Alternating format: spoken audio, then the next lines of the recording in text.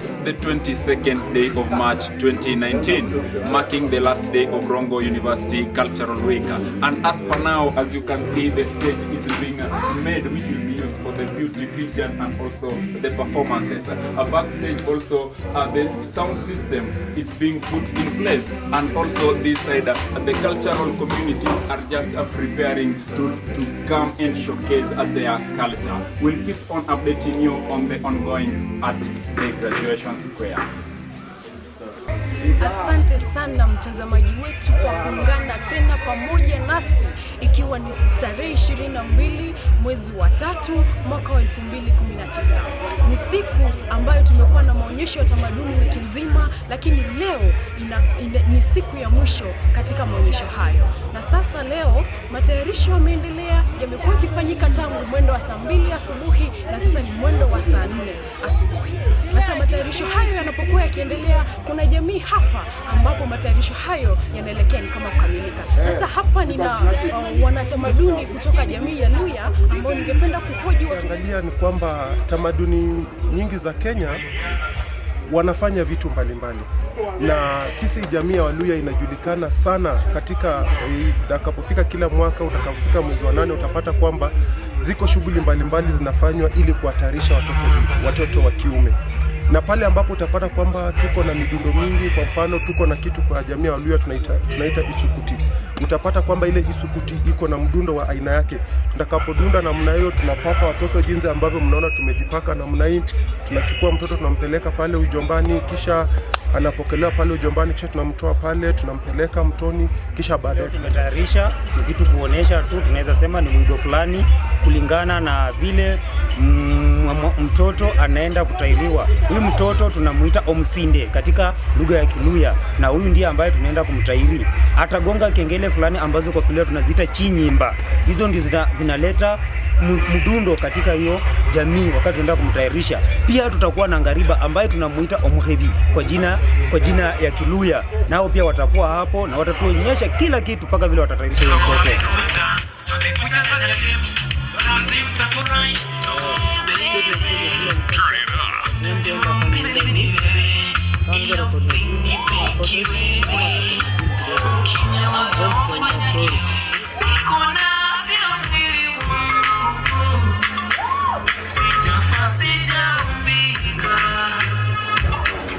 We have sampled a number of portfolios exhibit today. You can realize the logo, we have great studies, we have artists that do some great work. We also have one of them.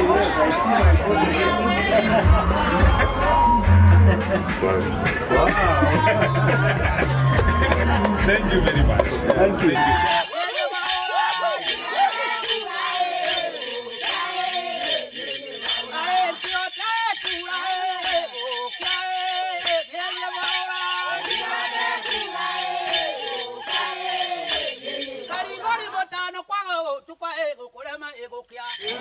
Tumanda koruma mutana kwa na kwa taimato ote taina ina kadiererie mankaina bogoro ina keria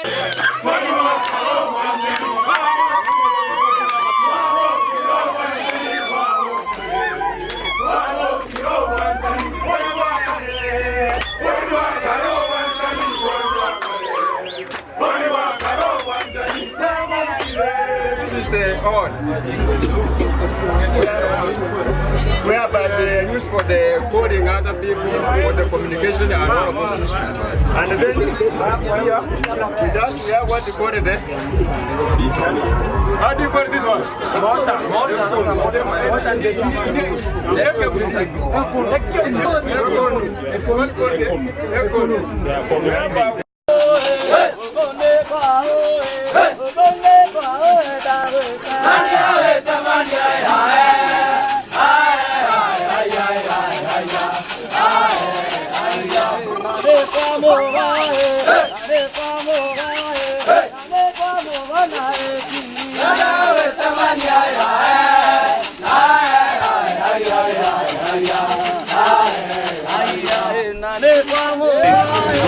In our started from Karugu.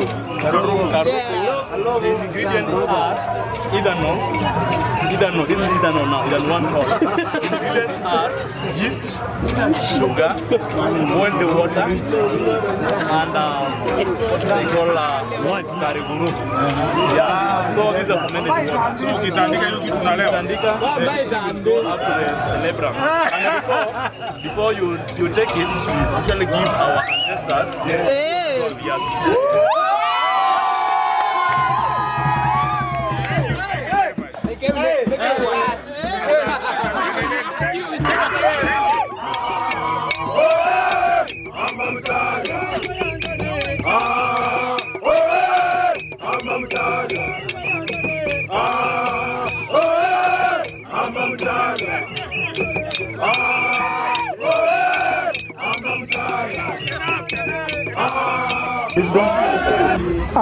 This one is a traditional. It's called sihubi. Sihubi, what we call kunde in Kiswahili, and lettuce in English. Sometimes also tunaikausha.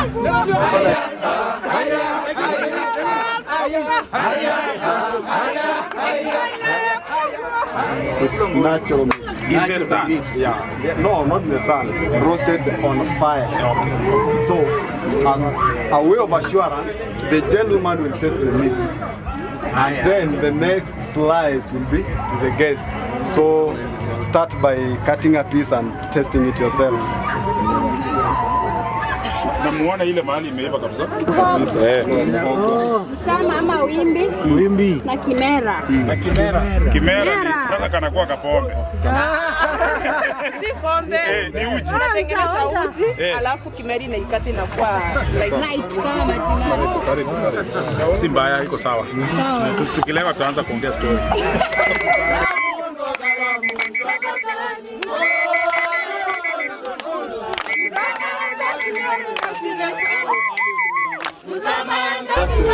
Fetch firewood and water. So in the boat house we have several things. We usually have homestead for cows where they can sleep inside the house. So the young ones of the sheep wanalala ndani ya nyumba, and then outside the house wase wanakaa nje kwa boat, hawakai ndani ya nyumba. You usually come inside the house when you want to sire. The other time, you stay outside, taking care of the part of the family. You don't stay outside? You stay outside. You come only for nini? Wakati wa kupata mtoto. Hiyo peke yake. Bye manyinyi anyinyo la nyinyi.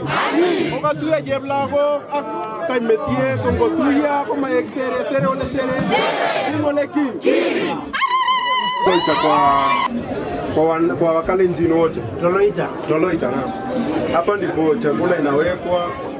Kama hii unaona huwa inafungwa hapa, ni vile hii yesi fungwa. Mboga ndio hii, maziwa na busa. Maziwa ni murisiki. Sasa hii inaonyesha uwepo wa mzee mwenye nyumba. Uwepo wake, akikufa huwa inakatwa hapa. Alafu hii ya chini inatolewa. Sasa inabaki, ukiingia nyumba kama hii yenye haina hii toloita, hasa inamaanisha mzee wa hii nyumba aliaga. Alafu hapa juu huwa inajengwa kitu kama dari hivi. Hasa hapa juu wanawake ndio wanalala na watoto. Alafu hapa chini ndama. Kidogo.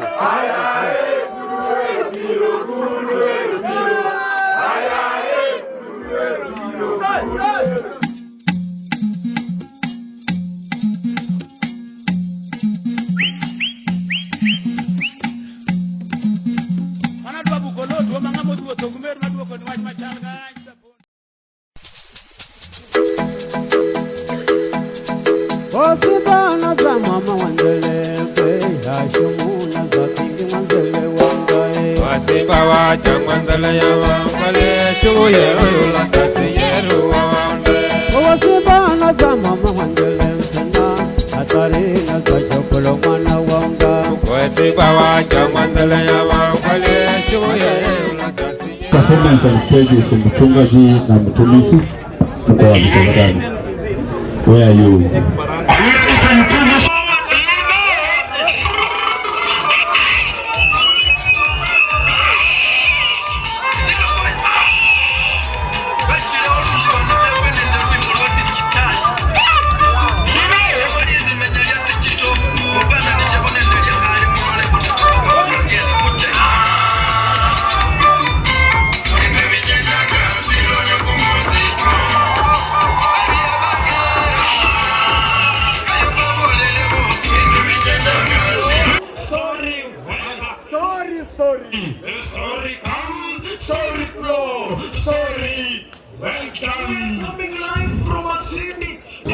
class. We were so determined to make the 2 ends meet, to make it in life, and of course, to make babies still. Believe you me, you are new and naive in this city. Where losing a phone was more painful than losing virginity. Imagine.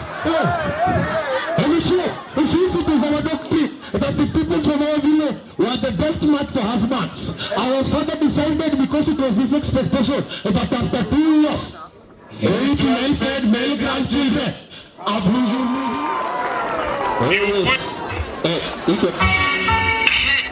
Ngoja ticho, relax.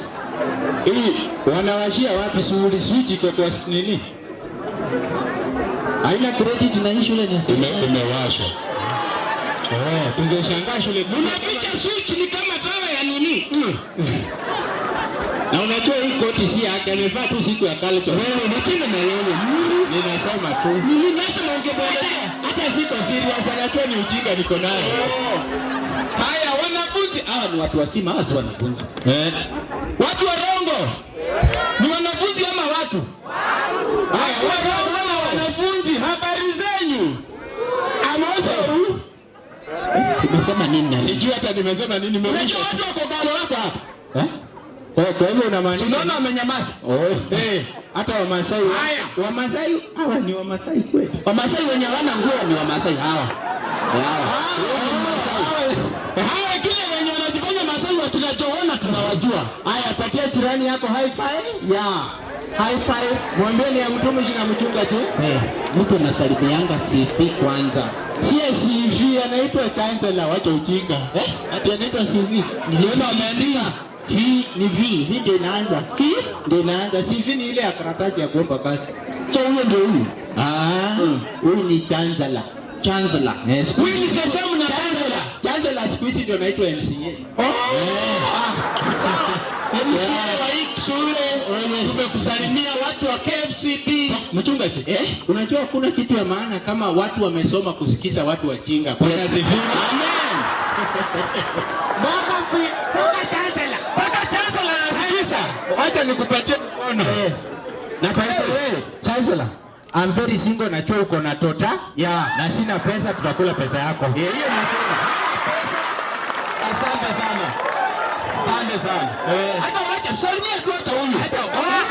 Huyu ndio kijana wa mkono wa chancellor. Huyu baba yake ako na kiswagi hapa. Na kwanza mchungaji shule yote. Kutoka kwa baba huyu. Hata unajua ameiva. Amevaa shati ya yellow. Unaona? Ona. Haya. Chukua fare. Haya. Wacha usalimie.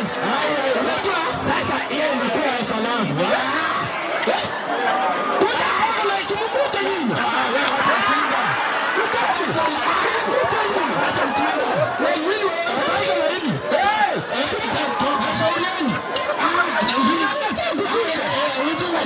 Tumesalimia kusalimia mtoshi. Njoo. Na sasa unataka tuvuke kazi. Mbona unatupukusha haraka? Turudishe.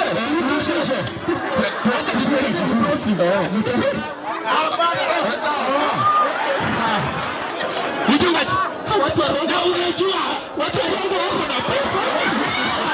Mali baba anatoka kosi pesa. Mali baba hapo. Na hii mfuko imetokoka itafanya aje? Tutafuti chuo kingine ya kurudi hapo. Sasa tuseme MC to introduce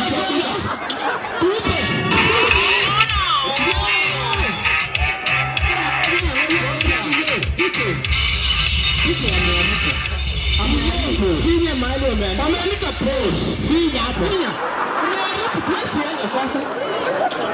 Sasa umeharibu hapa. Kero, mtumishi tumeona watu wa China.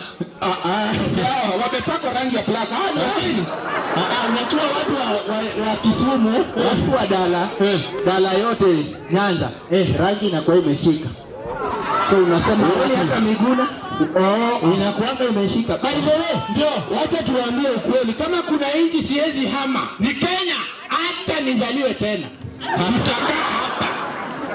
The first person to be mentioned in the Bible alikuwa anatoka hapa Nyanza. Ndio, alikuwa anaitwa Nick Olemas. Wewe mtanuo wa kwanza. Umeshaniwa kwa Bible. Mtu wa pili alikuwa anatoka kwetu Western Kakamega, alikuwa anaitwa hapa Kuku. Wewe ndio mlio wa pili. Watu watatu. Umenishoniwa kwa pipe. Alikuwa anatoka hapa nini Ukambani kwa kina Chachi. Alikuwa anaitwa Nebukadneza. Mtu wa nne kumenishoniwa kwa Bible. Alikuwa anatoka wapi? Alikuwa anatoka hapa nini ni Central. Huyu alikuwa rafiki yetu na hata anafanya celebrate Easter next month. Alikuwa anaitwa Judas Iscariot. Yes. Alafu mnasema tuko kwa Bible. Sisi Bible ni clear by force because they don't have a lawyer. Tunawasaidia ama tunawasaidia? Na tunafikiria Wetangula Mudavadi Kalonzo hapa Tanzania, Ethiopia waende wapambane na hali yao. Ndio. Mchungaji, by the way mtumishi, ambia watu ukweli. Kusema ukweli, umejifunga pamba. Nani amekuuliza? Nani amekuuliza? Kameponyoka. Siku anatarajia. No, unataka hata mimi kaponyoke? Usitaki. Unataka niambie watu utatoa ile kodoro chana ulikotorea hizo? Usiseme. Sema. Ambia watu. I am married. One beautiful wife. Tuko na watoto wawili. Mtoto wa kwanza ako 3 years hapo Montessori. Na huyo mwingine anashukuru serikali yako poti. Wacha uchi. Hiyo YouTube poti. Inaitwa YouTube. Huko ndio anasomea. Faida hata mimi nimeoa. Hiyo ni ukweli. Niko na pepe mmoja na watoto 5. Shida ni kwamba watoto wote walikuja na mama yao kasi ni kukuta papa na kulipa school fees. Acha uchinga. Uko wapi junywele na mara mbili? Nywele na represent wengine. Mwanamke. Panda. Mwanamke na nani hii long ndio huyu. Panda. So kwa gentleman msaidie ona wewe. Unapanda mbele ya nini? Wewe jipange. Enda kwa ndugu yangu hapo, simama hiyo pale. Ungenipea tu mwanatata. Wale wako huko nyuma mtaturuhusu tu msitumie masikio, sawa? Tutawaonesha, tutapendua, tukimaliza. What is majina yako? Weka hiyo simu na tu hata. Sima ushike Marco. Kwa Jaluo ni nini na kuanga mbaya?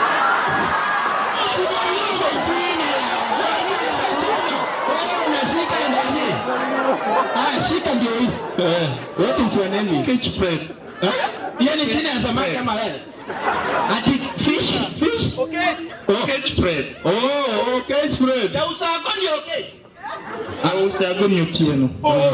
Unajua watu wa huko wananifreshanga. Ukiona wanashirap jina, hiyo ni kitu wapendi. Usago. Ushaisikia kisirapu mashidi? Atasema mashidi. Hakuna. Atasema mashidi. Lakini vitu kama sida, otogono, vitu ndogo nani? Famisi. Sasa hapa what do you see, brother? Unaona nini hapa? Najua rangi usipatana rangi utatuaipisha. Soma tu maneno. Hatuko sawa na rangi. Hii inaitwa nini? Hii KFCP haimaanishi Kawangware Friends Church People. Inamaanisha Kenya Film Classification Board. Sawa sawa? Haya, wewe tuambie tu hii. Tuambie ile maneno. Suko na TV nyumbani, wachana ya shule. Hata kwa mama yangu. Unaishi kwa mama yangu. Hata una adabu ukisema kwa mama yangu. Wewe kubwa yote. Uko ngapi? Sasa wewe ukikaa kwa mama yako na stubeni wenu. Uko miaka ngapi? 20.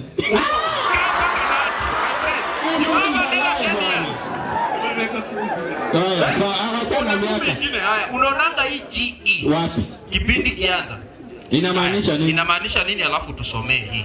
General exhibition. Inamaanisha nini kwa terms zako wewe mwenyewe? Kwa wingi. Kila mtu anaruhusiwa kuiona. Very nice. Watoto wadogo. Hiyo. Sister, mambo. Huyo muulize kala wanakuanga sawa na kala. Leta hii sister, mambo. Ndio, what is name?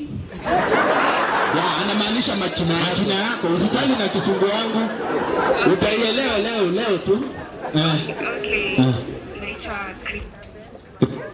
Okay. Chitumia hii. Unaitwa? Christabel Makoha. Nilijua. Nimeona. Leo anashika microphone kama ukali. Nilijua kama wewe. Nitakuwa wa nyumbani. Makoha nuko mtu mzima wenye hola shida. Wacha friend hata wewe. Namuuliza tu akikuwa. Ukikuwa mtu wewe pick kama big children what you pick. Okay, like when I don't want like utakuwa nini? Na kwa usiseme watchman na watu wanyi waluyo. Sema tu hapa. Haya, wacha tutoke hapo. What do you say? PG. PG, parental guidance recommended. Very nice. Inamaanisha nini? Ama ukiona kwa TV una what comes into your brain? Okay, it needs some parental instructions. The kind of content to be available to children under the age of 10 or whatsoever. Pikeni sister wa Ishako makofi. Kwa shule kuna usanga supu. Hawausangi supu, wanakunywanga ikiwa kwa boka. Kuna duka ya soda. Na wewe uchunge sana, utakuwa unatandikwa kwa nyumba, tunashindwa ni nani anapika mwingine. Wewe sauti.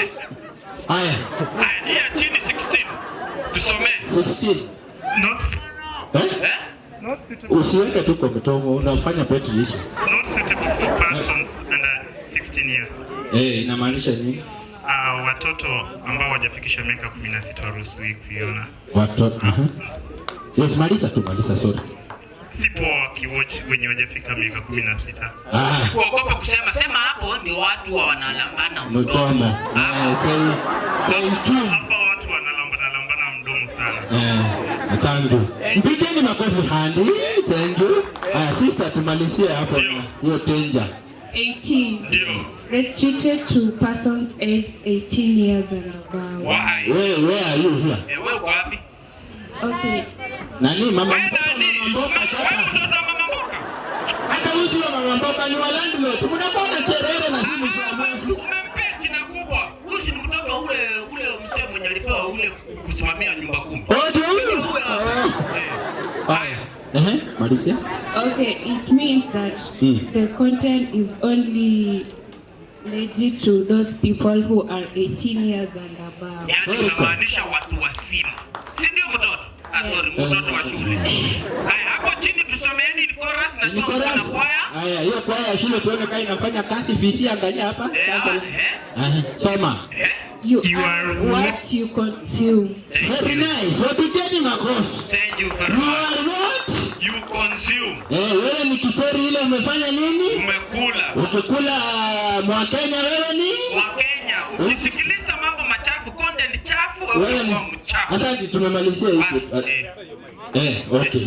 Shika hizi. Mwanasiasa. Naanzanga hiyo. Okay. Asante. Wapigeni makofi. Wacha nipendelie hawa waone. Mchunga tu. Unajua ukipewa mkono upewa urudisha. Watu wa Kawangware najua wakosi hapa. Wengi.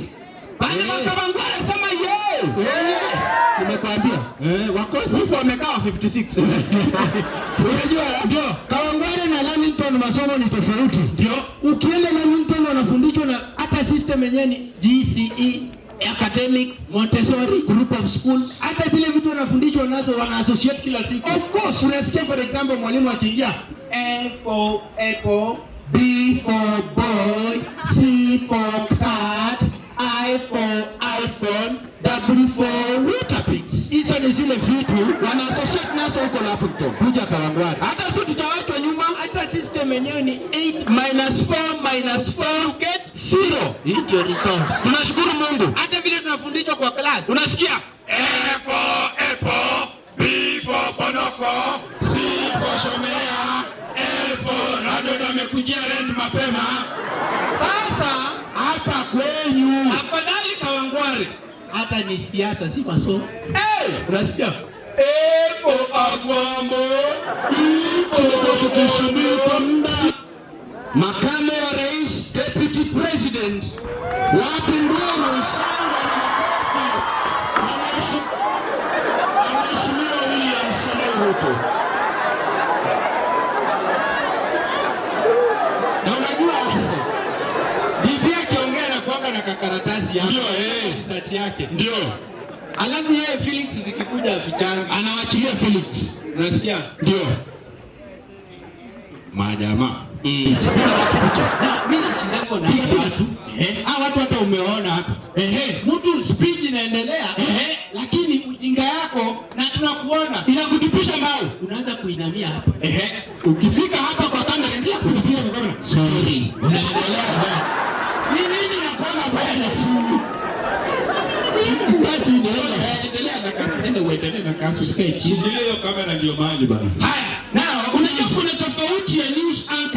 news anchors wa Kenya na news anchors wa London. Utakata nitanunua hizo ni shida. Nitanunua kwa karatasi. News anchors wa Kenya na CNN ni tofauti. For example, ukienda Afghanistan. Na hiyo ndio yote sita survive. Wacha tu nipate kwa studio. Okay, wewe unajua London, CNN iko London na huyo mtumishi mimi niko London na mimi niko Afghanistan. Sasa wanasikizana vizuri. Even the content, hata waves unasikia Mtumishi, back in the studio, can you get us clearly? Yeah, I can get you clearly. Tell us what is going on in Afghanistan. In Afghanistan, you can see behind me, the bombs are coming, but yes, streaming to give you the results. Back in the studio for business. Thank you very much. Wanapatana vizuri. Kuja Kenya. Rashid Abdalla ako juu, bibi yake hapo. Bibi yake ako hapo chini. Niliwasa hawapatani. Hata wasikizani. Wapenzi watazamaji, tunaye mke wangu yuko pale chini kwa stairs. Wacha tuelezee ni yapi yanaendelea na ni yapi yamejiri. Mke wangu sweetie, ni yapi yanaendelea? Baby.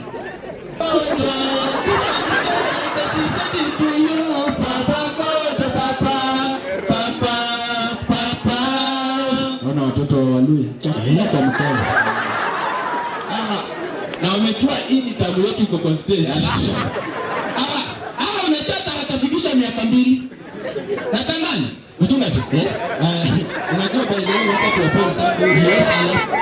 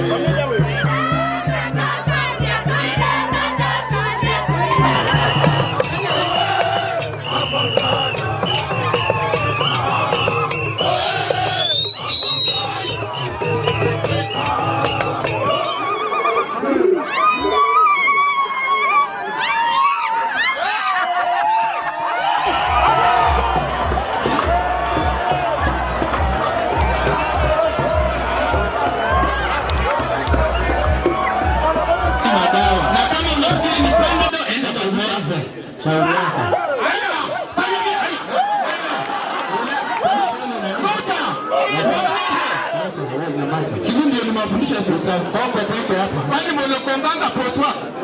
Wacha uone vile nimewafundisha. Na hii anga vipi alikuwa hashiki vizuri lakini siku hizi ameshika. Naona namwambia.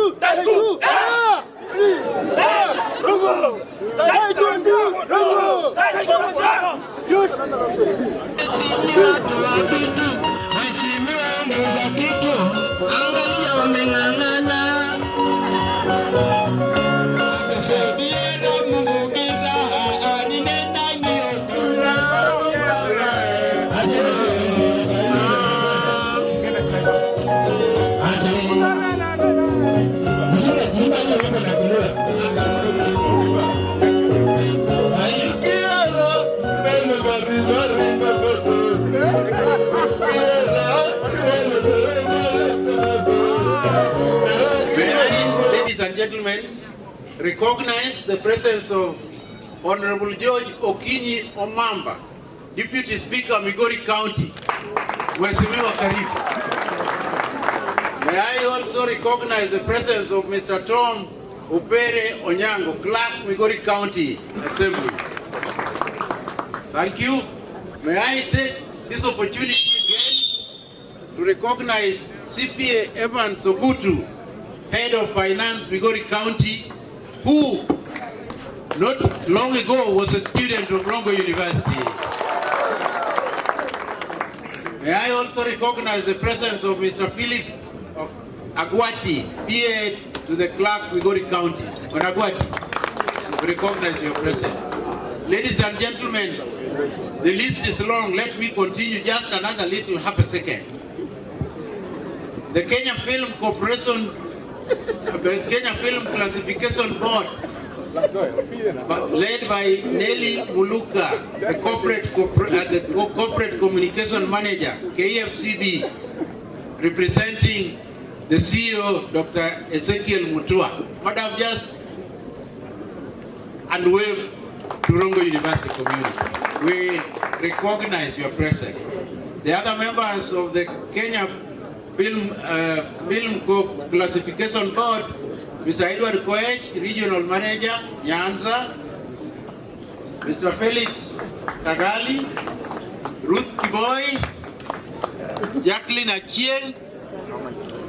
Ladies and gentlemen, I will not stop there because I've recognized we have principals of secondary schools and our colleagues from Asumbi Teachers Training College. Ladies and gentlemen, our visitors, please just stand and wave. Yes, Bwana Osongo, and then please, my friends, tell us your name. Let me just come and they hear that Asumbi is here. Thank you, Prof. I'm Dr. Gideon Mwanda, Dean of Students Asumbi, TTC. This occasion is good to me. I am Titus Zabongo from Asumbi Teachers College, but also I take certain classes here. Thank you. I saw Bwana Osongo Amanda. Ladies and gentlemen, without taking another half a second, may I just say, let us all sit tight and enjoy. Thank you. I'll be as brief. Thank you. Okay, one cannot, I'll read my speech.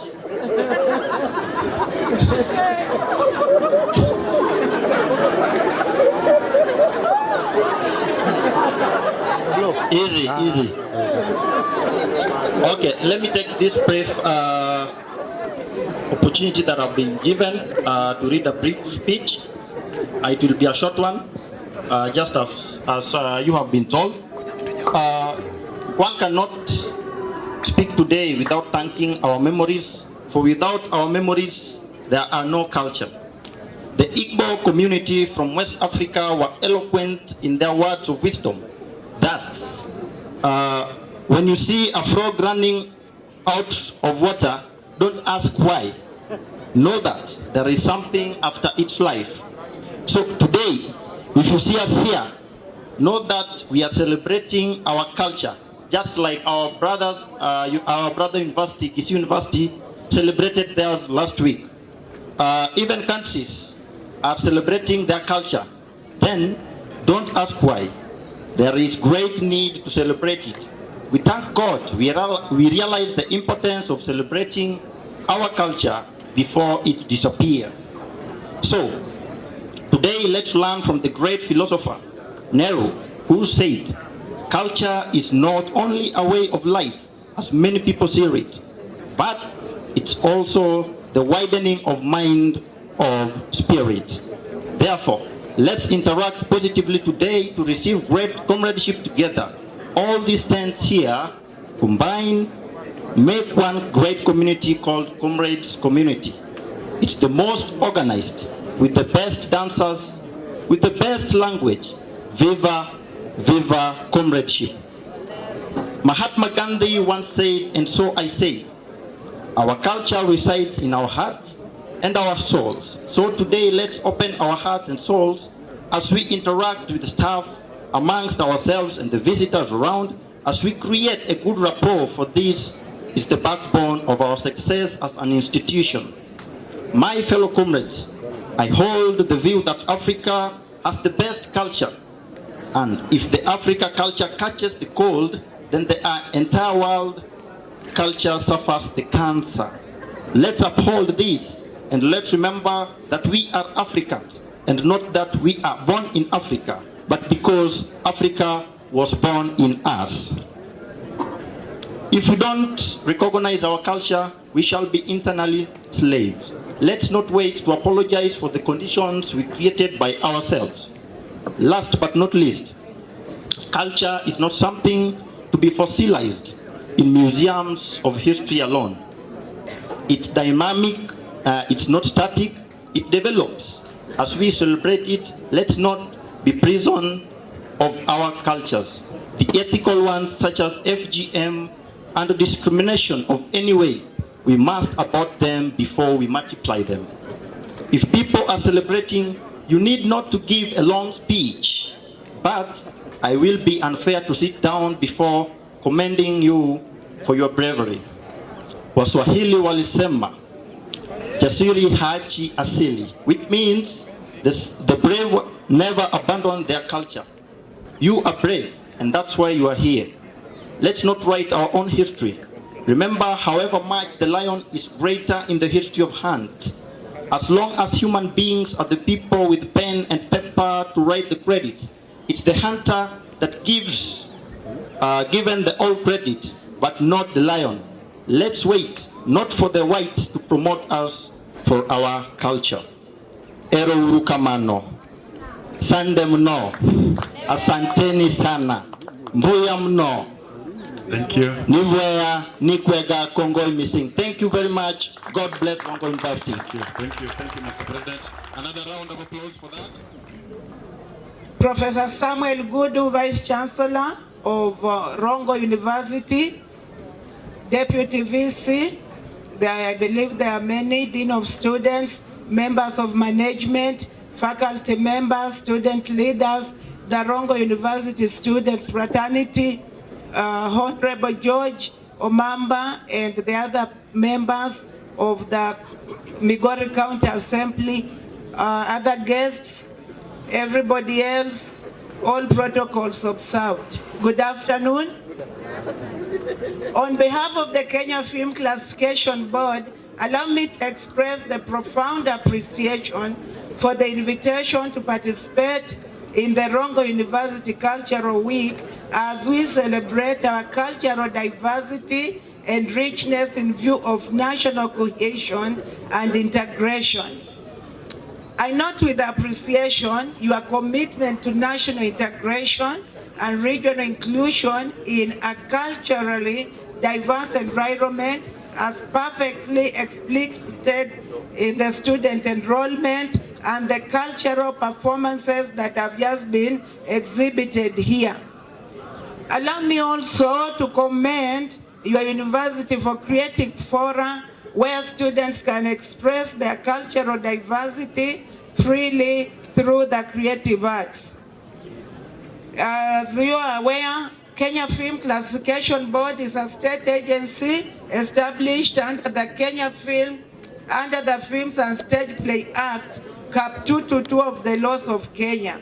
So our board is mandated primarily to promote our culture, to promote our national values, and to promote morality. I know morality is relative, but we all know what is moral and what is not moral. There are those norms that are not written but cannot be measured, yet they are just part of us. The board also examines and classifies content, as you are shown by Mtumishi and Mchungaji there, for age appropriateness, so that we read what goes on TV. The other time you saw we had a problem with Akode, because also that is part of our area, looking at the performances and anything that is happening as public exhibition, like the people who've been exhibiting here. If you decide you are over 18 and you come and you want to exhibit naked, let's say you want to remove all your clothes. If we are here, we shall start rating, because that is public exhibition and it's a performance. But if you are doing it, even if you are 100 people, you are over 18, you are doing it in your house, that does not become our business anymore. So we rate so that we can give age appropriateness, as you can see on that, the symbols behind me. To this effect, the board is at the forefront of creating a facilitative environment in which filmmakers can go about their filming business comfortably. Through our Cinema Mashinani initiative, our board continues to support creatives mainly in the communities to express their talent through various forms of artistic expression, including telling their own stories in their own way, in their own manner. Just like the student leader said here, we do not need to wait for the white people and foreigners to come and tell our stories.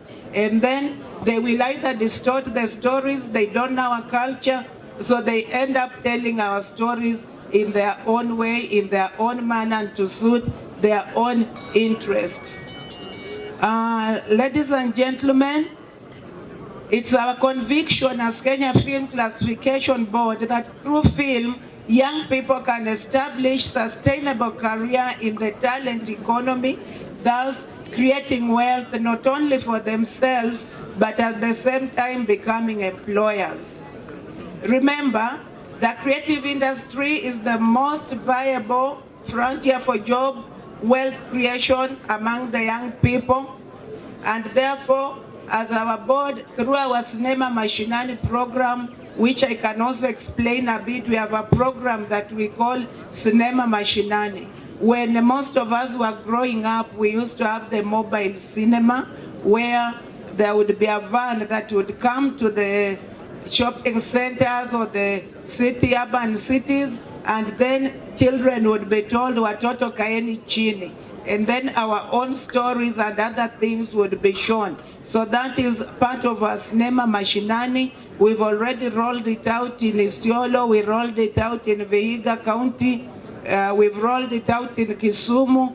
We intend to roll it out in Bungoma during the drama festival, and that is one thing. We've also rolled it out in Kisii. So through the Cinema Mashinani, we project and we target to work with the county governments, as we are already doing with those other counties, to facilitate an enabling environment for our youth to find thriving career in this sector.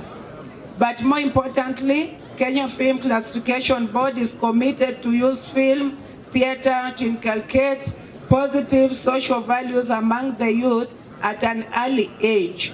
I don't know if the age I've seen here is still early, but it's never too late. So when we talk about positive character, we mean or positive culture. It doesn't have to be dirty in order to sell. It doesn't need to be explicit in order to sell. As our CEO many times says, some of the adverts that you've seen as banned, you find somebody wants to advertise cooking oil, but there's a woman that comes there with, she's almost half naked, and even there's a man and maybe some kissing going on, and you wonder, how does the oil and these other things relate? So those are some of the things we look at, and when people complain, it is because we need to protect children against exposure to adult content. Works of art, as music, storytelling, film, and poetry can be powerful tools for promoting Kenya's culture. We hope to work with universities. We are already working with Kibabi University. We were there yesterday for their cultural and career week, and we are already going to establish a center of excellence in that university. We are working with Daystar, we are working with Kisii University, we are working with Mombasa, TUM and TUK, and we hope probably in future we will work with the Rongo. If those stones that I saw here can be kept aside, we were afraid of the stones. We almost thought they would land on us. But we are willing to work with you under our Sinema Mashinani program.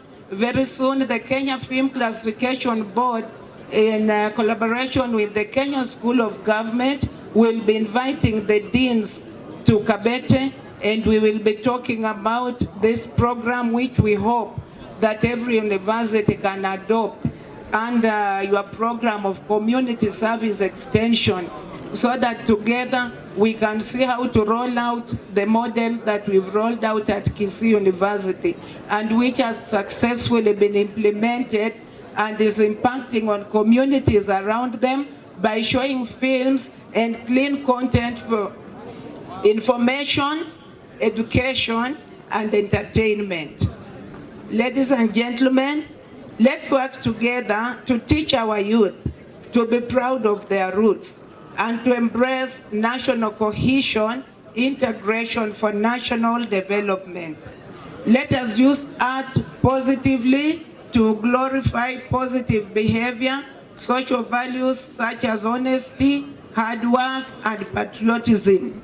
And not just the concept of, there's this advert where you see there's a man, he comes with his wife from a big house, beautiful wife, they enter a beautiful car, then you can see his watch. I guess he can only probably be Lua. You'll see his watch, and then they get into a petrol station. Look at that concept of success. And there are young people who look at that and they say, okay, for me to be successful, I need a beautiful wife and a big car and a big watch, all that. And the wife, if you remember, there's also with a big bottom and all that.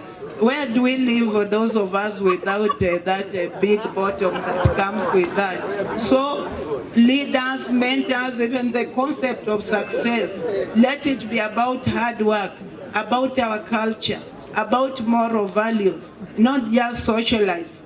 And even some of those big that you see, they are bought. These days, you just go and buy one, you wear. For us ladies, we can wear fake everything until when you look at me, if you see me later when I'm getting into my bed, you start wondering, is this the person I saw?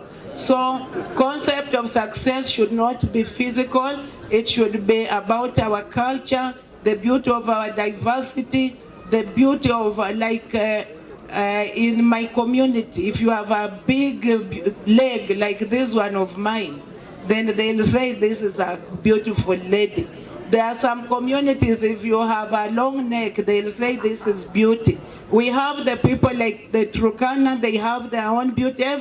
There's that diversity. So let our beauty not just be in terms of who can go and sing and use dirty words, call themselves dirty names, probably open the legs and all that, and we say, yeah, that's what we like. As I said, art does not need to be dirty to sell. We have Mutumishi and Muchungaji. We work with them. They have made you laugh. I'm sure out of all that, you did not hear them using some of those words. We need to encourage creation of content that promotes moral responsibility among our people for our national development.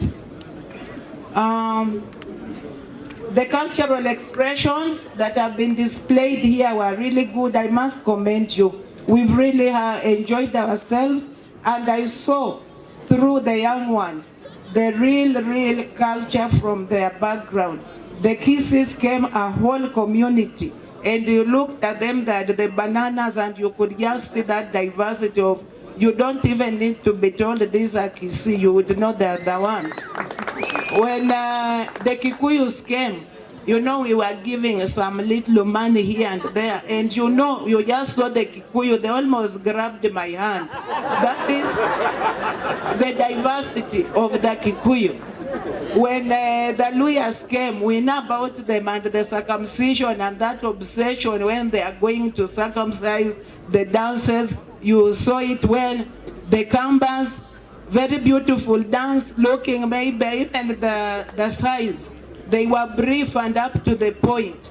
You can just see that those are Kambas. The Luos, of course, the Mashemeji with the big stones and very rowdy. As usual, if they are not rowdy, they are not Luos. So, everything. And that is the diversity that makes us one people, that unifies us, that makes us one. We went round, we saw your food, the attire, they were very good. One thing that just shocked me, in every group there was alcohol or some form of, it looks like that is a part of our culture. I'm just hoping it was for display. And everybody wanted us to test. I wanted to test, but I thought if I test each and every, by the time I arrive here, I don't know if I would be standing here talking to you. So that's why I did not want to test. And knowing young people, from where I come from, there's something we call Omsara. I suspected it could even be part of it, but it's our culture. And that is what makes us proud as a people. So, whatever we've seen here, actually, it can all be turned into documentaries, it can be turned into film, for documentation for ourselves, for job creations, and even for export to other places.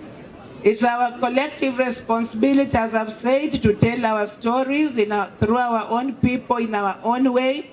As a nation, we are indeed highly blessed through the richness and uniqueness of our diversity. And this can also be expressed by celebrating aspects that define us, including our shared norms and moral values. Shared norms, as I said, I realized each community loves having something that is just beyond soda. So those are some of the shared aspects that we have. And then I've talked about the values of hard work, perseverance, persistence, good morals, and so on.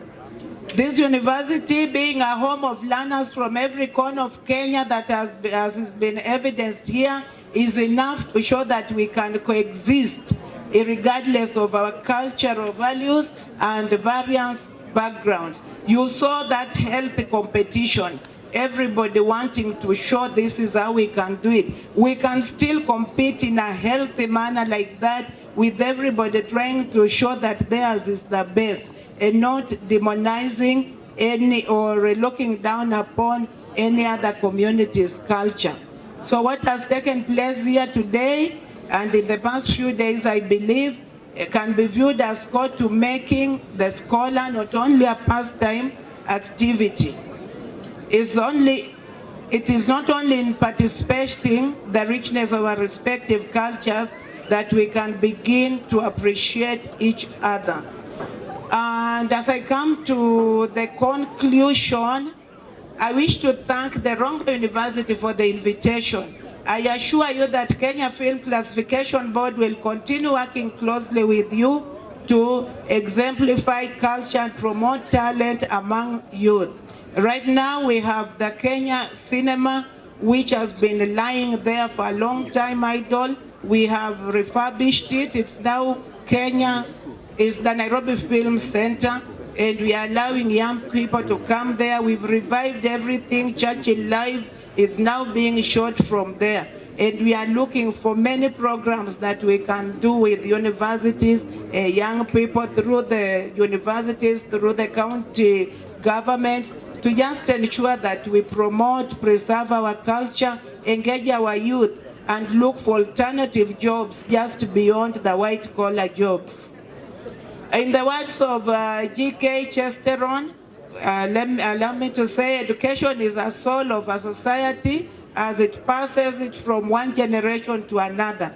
This translates to the fact that you give meaning to existence as a people and the many that follow. Do not just leave a heritage of academic prowess. Seek to live a citadel of character and moral uprightness. That character, your character is very important. If you remember the 7 sins of the world that were said by Mahatma Gandhi, one of the things is if you have education or knowledge without character, then it's useless. So as you continue to get education, please ensure that it comes with a character. As you continue to get wealth, ensure that it comes with work. And I cannot go without mentioning hard work, because for the ladies, there is the issue of sponsors.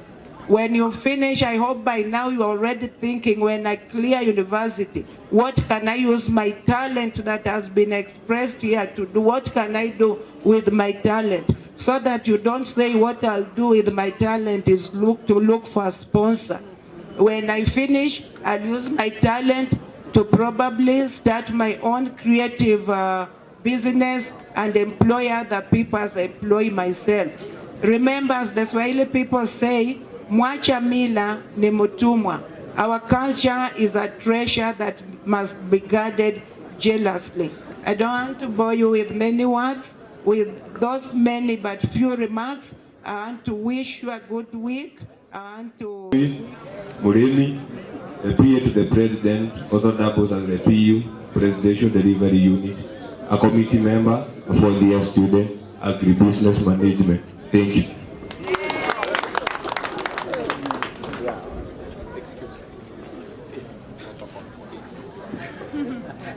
All protocols observed. Good evening. I'm Margaret Anyango, a 4th-year student taking Bachelor of Education Arts, History and Kiswahili.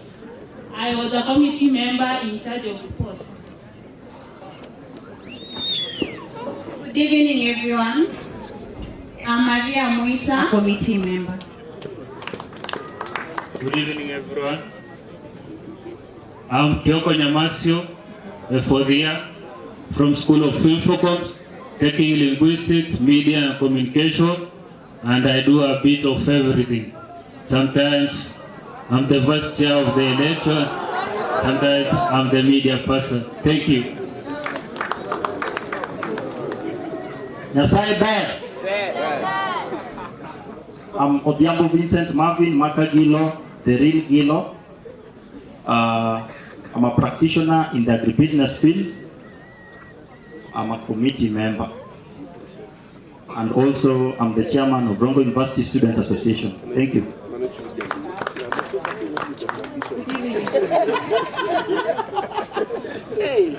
My name is Merab Shitini. I work in the ICT department, and in the committee I was the treasurer. Good evening, everybody. Before I say my name, I want to appreciate it is an honor to be in charge of this big event. I want to remember those colleagues who are not in, but they were members. One is Pauline Corinne. Pauline Corinne right now went to adjudicate some drama somewhere, but she was a member. Tafadhali tuwapigie makofi. These people worked. I want to appreciate Dr. Odero was a member, and the support, and they even going to the field to play football on behalf of the students. Tumpige makofi tafadhali. Yes, my name is Caleb Nyang'wono. I work in the Dean of Students Office in charge of all activities, but I know, Bwana Ogaga, please allow us, hata kama tulikata protocol, the Dean of Students lazima ajulikane tafadhali. The Dean of Students. I work as Chancellor for the 2019 cultural celebrations. We want to thank every participant. We want to thank the office for the support. And in particular, we can see that we tried to identify and support the talent industry, and the university this year procured guitars. And we believe that in the next several years, we want to develop the orchestra and the band, or the brass band, so that this team in talent industry is complete. The taekwondo is a team that has been going to national. It's a part of a talent that we are nurturing. I've seen this little of creativity in the art, and we are urging our friends who are drawing the still pictures to come up so that we organize them into a club, so that their talent in art industry is also recognized. We, ladies and gentlemen, we hope that we will enjoy this evening, especially with the presence and support from the Kenya Film Classification Board and Migori County government. My name is Evan Sogutuma. Evan Sogutuma works with Migori County Assembly as the head of finance. And having done audience analysis, the time is not really on our side. I would have wished to speak more, but not now. Thank you very much. I'm a student here because I did my bachelor's here, and I'm intending to pursue my master's here. Thank you, and we appreciate Tongo University for being able to share. I have said we have not much time, but I would also want next time, sir, we have the ministry that is in charge of sports and culture. Let us try to partner so that we, by virtue of sitting when dealing with voteheads in the assembly, I can always insist that we do something, especially during budgetary allocation, to ensure that our culture is really taken care of and monies are put there to ensure that these things are done. You should not be looking for monies all over when the government, county government is also having the same doing here. So those monies that we put there, we need to partner and see how they can help us. I may not want to talk much here, but I want to appreciate what we've seen here. We have our guest of honor here today. I was privileged to be here yesterday, and I told you something, but I am repeating it here today. That the positions we hold today should help us and all of us to uplift from one point to the other. In my capacity as the Deputy Speaker and a member of County Assembly, what is it that I can do to ensure that whatever you are doing here is highly enhanced for the benefit of what you are doing here? So I'm still there, I'm still holding that position. I told you that I'll put a cushion and whether the nays have it and declare results as ayes, so that we have something done here. And you know, the decision of the Speaker is never challenged. If you challenge it, the process is too tedious that you cannot manage in a session. So I'm still committed to that. I have my clerk here. It's called Mr. Operi, and he has very many titles. He is also CPA. Don't know whether it's PhD, CRE, ACD, CIDP, ADP, Brother Tom Operi. It is my pleasure to give you this opportunity to come and address this congregation, and we move forward. One day you visit my County Assembly plenary, it's the time the Dean of Students came over actually wanted us to partner in how to come up with some cooperation between the university and the Godi County Assembly, but it never came back again. Nevertheless, when I visited, the students were still here. The principals were also here. Good afternoon. Good afternoon. I was invited through my SFO, the Senior Finance Officer, a young man who used to be here, finished a very graduated last year. I think first class thing. He was the only person out of my guidance, out of the week's guidance. As attentive. Exactly. So I was ambushed. Anyway, I'm not ambushing, but I was told to write something about use of feeling to promote cultural diversity for national cohesion and integration. And that is what I've tried to look into. In academics, I'm an economist. I did economics at university up to the master's level. So when I was approached with this, I told my young man, how do I start this? But because there's no single graduate who does not undertake research methodology, I believe so. So I did some small research, fused my own issues that I also see around, and here comes my speech. Ladies and gentlemen, motion picture industry, that is filming, is a veritable tool that can be used to drive national integration and cohesion, build values, love, peace, and tolerance among Kenyans and countries, to be precise. Film should and must be used to sustain our conversations on issues that bind us together. Motion picture practitioners must sustain the current narratives with positive images and stories that cast our country, Kenya, and county in good faith, and reinforce tendencies that promote our diverse cultures, economies, languages, and dialects.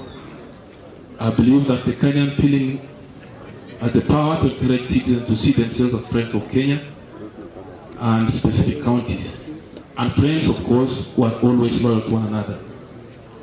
Anyone who has watched this South African film called Sarafina, anybody who has watched that, it depicted the South African culture. It made South Africans fight apartheid cohesively. Of course, the impact was overwhelming national integration. And then this other one, the assassination of Osama bin Laden, for those who saw that.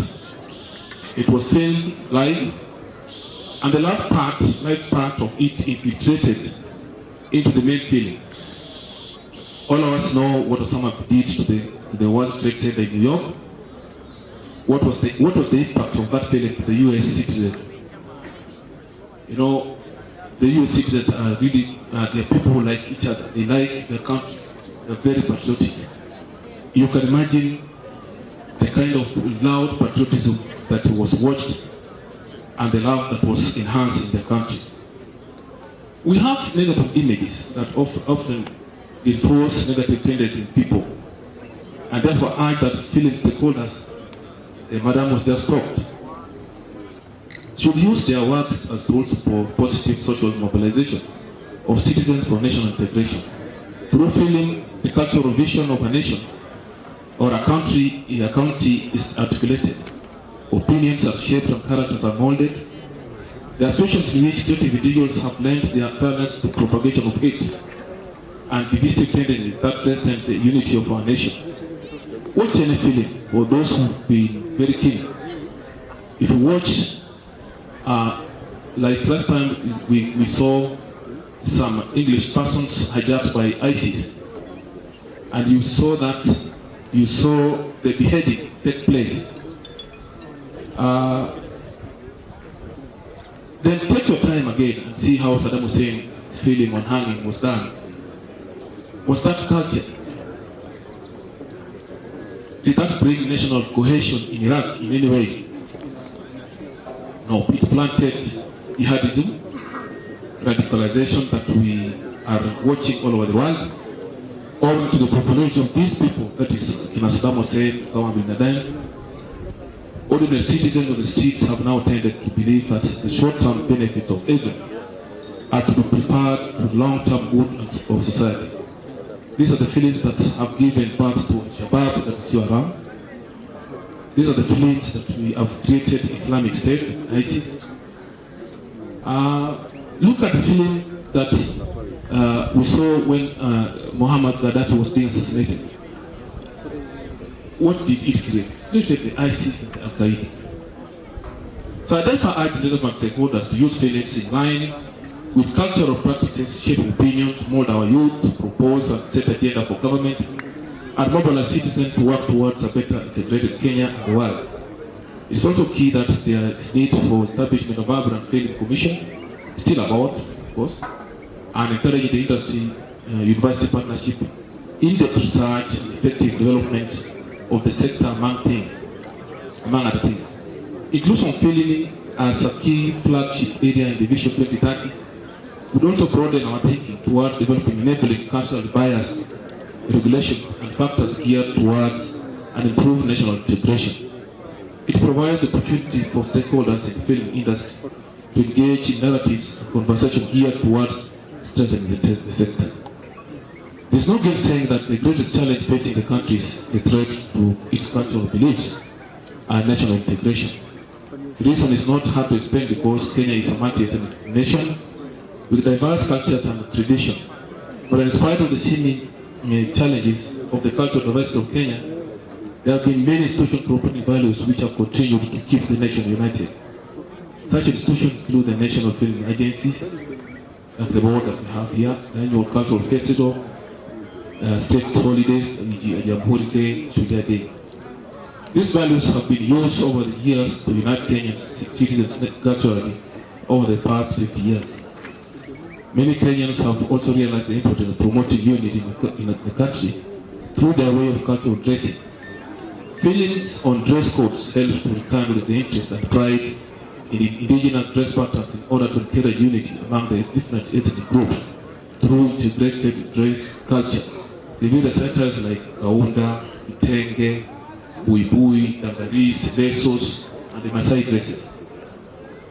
Now, films in Kenyan foods also play what we've just seen, also play a role in uniting the different ethnic groups in the country. Documentaries on such cultural dishes, on food items from 40s of ethnic groups are part of the rich cultural heritage of this country. The Kenyan film industry has projected the image of the country to Africans and indeed the whole world. The Luos, the Kikuyus, the Kambas, the Kalenjins, and the Maasai tribes have produced several films showcasing their different cultures, artifacts, traditions from the covering genres like rituals, music, life, love, romance, gender, Christian, comedy, political, as well as thrillers and adventure. With such enlightening films, the industry has created many cultural ambassadors for Kenya. Films on cultural sites and monuments have also contributed to nation's unity. There are the Red Forest, mountain, deserts, beaches, the Masai Mara, the Great White Beast Migration, Mangrove Forest of Lamu, for those who visited Lamu, and enormous rivers in different parts of Kenya, which are viable for tourist sites and that are attractive to Kenyan and foreigners alike. Now, my presentation should bring together upcoming filmmakers, key academic departmental heads, the academia, relevant government functionaries, and other stakeholders to further share thoughts and brainstorm on contemporary cultural issues, importance to the growth of the Kenyan film industry, especially that are inclined towards people's integration and cohesion. So thank you and God bless Humboldt University. That was my short speech. Now, ladies and gentlemen, I just want to again probably echo what the deputy speakers just spoke about. We as a county assembly of Migori, that's a legislature, and we expected, especially the last team that came to dance, we expected some. There's a gentleman who once told me that when a Luo dies, even in death, a Luo is organized. You smile to coffee. So what I saw with my fellow Luos, I kept some money for them. I'm going back with that money. Or else I'm giving it to the, I'm told, this is